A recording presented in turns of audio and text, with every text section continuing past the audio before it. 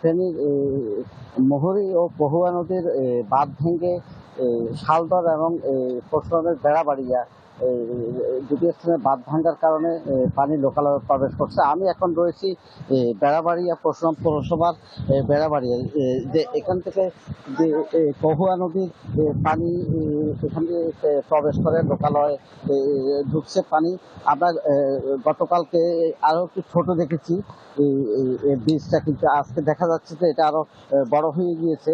এবং আমরা যেটা দেখছি এখানে যে কহুয়া নদীর থেকে এই পানিগুলো এখানে প্রবেশ করছে। কহুয়া নদীর পানি দিয়ে প্রবেশ করে এটা পরশুরাম পৌরসভা সহ পরশুরাম উপজেলার 3টি ইউনিয়নে বিস্তীর্ণ গ্রামগুলা প্লাবিত করছে। পাশাপাশি পরশুরামের শালদর এলাকায় আরেকটি ভাঙ্গনের ফলে আশপাশে এলাকাগুলো প্লাবিত হচ্ছে। অর্থাৎ দুটি পরশুরাম ও ফুলতলী উপজেলার দুটি উপজেলার প্রায় অনেকগুলো গ্রামে ইতিমধ্যে প্লাবিত হয়েছে। তবে কিছু কিছু এলাকা থেকে পানি নেমে গিয়েছে গতকাল যেখানে পানি বেশি ছিল। তবে এ সকল ক্ষেত্রে পানি উন্নয়ন বোর্ডকে দায়ী করছেন, যেহেতু শালদরে যে ভাঙ্গনটা রয়েছে এই ভাঙ্গনটা গত মাসখানেক আগেও মেরামত করা হয়েছে এবং ওইটা সহ প্রায় 12টি স্থানে মেরামত করা হয়েছে। কিন্তু দেখা যাচ্ছে প্রতি বছর এই মৌসুমটা এলেই প্রায় 3-4 বার করে ভাঙনের ফলে যে ব্যাপক ক্ষয়ক্ষতি হয়ে থাকে। এই ক্ষেত্রে তারা স্থানীয় এলাকাবাসী স্থায়ী বাঁধ নির্মাণের দাবি জানাচ্ছেন। এই ছিল আমার সর্বশেষ। স্বপন, আপনাকে ধন্যবাদ। দর্শক, এবার খাগড়াছড়ি থেকে জলাবদ্ধতার সবশেষ খবর জানাতে যুক্ত হচ্ছেন সহকর্মী নুরুস সাফা মানিক। মানিক, কেমন দেখছেন জলাবদ্ধতার অবস্থা? কোনো ধরনের পাহাড় ধসের শঙ্কা রয়েছে কিনা? স্থানীয় প্রশাসন কি বলছে?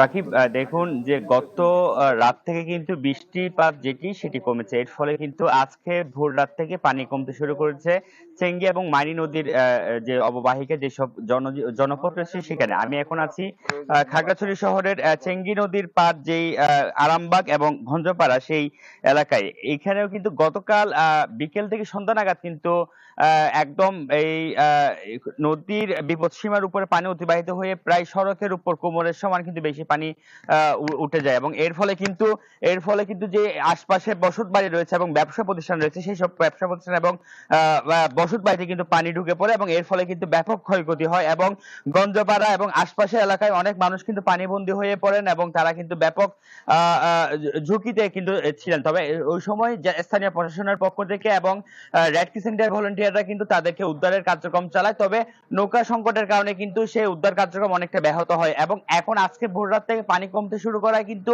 ব্যবসা প্রতিষ্ঠান এবং বাসা বাড়িতে লোকজন ফিরতে শুরু করছেন এবং যেসব বাসা বাড়ি থেকে পানি নেমে গিয়েছে এইসব বাসা বাড়ি পরিষ্কার পরিচ্ছন্নতার কাজ করছেন।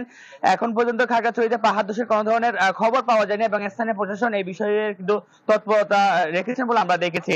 রাকিব, এই ছিল আমার কাছে খাগড়াছড়ি থেকে বন্যা পরিস্থিতি এবং পাহাড় ধসের খবর নিয়ে সবশেষ। মানিক, আপনাকে ধন্যবাদ। দর্শক, নোয়াখালী থেকে যুক্ত হচ্ছেন সহকর্মী সুমন ভৌমিক। সুমন, নোয়াখালীর আবহাওয়া পরিস্থিতির সবশেষ খবর জানাবেন।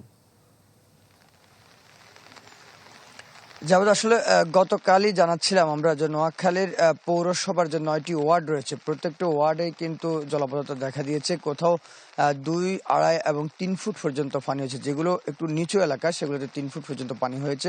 নিচতলার যেসব বাসা বাড়ি রয়েছে প্রত্যেকটি বাসা বাড়িতে কিন্তু পানি ঢুকে গেছে। এই নিয়ে গতকালকে বিকেলের দিকে একটি জরুরি বৈঠকও করেছে জেলা প্রশাসনের উদ্যোগে।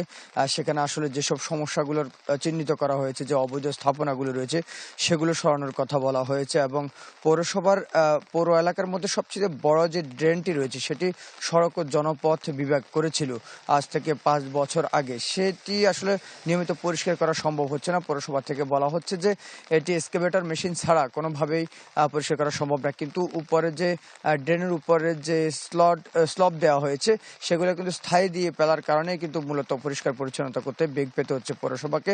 তবে গতকাল রাত এবং আজকে সকালের দিকে বৃষ্টি কিছুটা কম হওয়ার কারণে যে পরিমাণ পানি ছিল সেটি কিন্তু কমে গিয়েছে অনেকটা বলা চলে। তবে এখনো পর্যন্ত রাস্তাঘাটে পানি রয়েছে, একেবারে বেশি কমেছে এরকম না, কিছুটা হাঁটুর নিচ থেকে কিছুটা কমে এসেছে। বৃষ্টি যদি আবার বাড়ে তাহলে হয়তো গতকাল যে অবস্থা ছিল সেটি আশঙ্কা করছে এখানে আবহাওয়া অফিস রয়েছে। অবশ্য নোয়াখালী যে আবহাওয়ার অফিস রয়েছে গতকালকে যেটি আমাদেরকে জানিয়েছিল সেটি হচ্ছে 24 ঘন্টায় 277 মিলিমিটার বৃষ্টিপাত রেকর্ড করা হয়েছে। আজকের যে বিষয়টি সেটি এখনো পর্যন্ত নিশ্চিত করা যায়নি, তো 12টার দিকে হয়তো জানাবে, এটি আমাদেরকে আবহাওয়া অফিস জানিয়েছে। সব মিলিয়ে নোয়াখালীতে পানি কিছুটা কমতে শুরু করেছে। জাবেদ।